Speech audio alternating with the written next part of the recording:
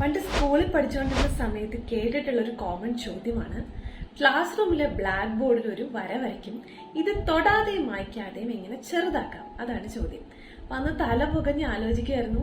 ഉത്തരം സിമ്പിൾ ആയിരുന്നു, തൊട്ടടുത്തൊരു വലിയ വര വരച്ചാൽ മതി.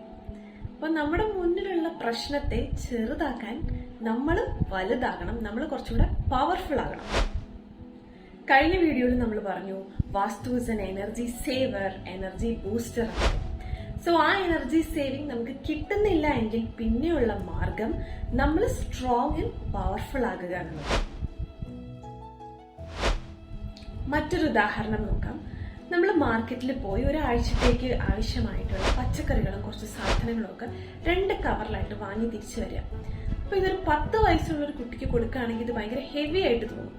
ഒരു 75 വയസ്സുള്ള ആൾക്ക് കൊടുത്തു കഴിഞ്ഞാൽ ബുദ്ധിമുട്ടായിരിക്കും. ഒരു 35 വയസ്സുള്ള ആളാണ് ഇത് ക്യാരി ചെയ്യുന്നതെങ്കിൽ കുറച്ചുകൂടി ഈസി ആയിരിക്കും. അപ്പൊ ഇവിടെ വയസ്സിനല്ല പ്രാധാന്യം, വെയിറ്റ് സെയിം ആണ്, പക്ഷെ അത് എടുക്കുന്ന ആൾക്കാർ മാറിയപ്പോൾ ആ ചേഞ്ച് കാണും. അപ്പൊ വാസ്തു നമുക്ക് സപ്പോർട്ടീവ് അല്ലാത്തത് കൊണ്ട് നമ്മുടെ എനർജി ഡ്രെയിൻ ആകുമ്പോൾ നമ്മൾ കുറച്ചുകൂടി സ്ട്രോങ് ആൻഡ് പവർഫുൾ ആകുക. അപ്പൊ നമുക്ക് കുറച്ചുകൂടി ഈസി ആയിട്ട് അത് ക്യാരി ചെയ്യാൻ സാധിക്കും. അപ്പൊ നമ്മളെ സ്ട്രോങ് ആൻഡ് പവർഫുൾ ആക്കാനുള്ള 6 വഴികൾ നമുക്ക് നെക്സ്റ്റ് വീഡിയോയിൽ കാണാം. Stay tuned. Thank you.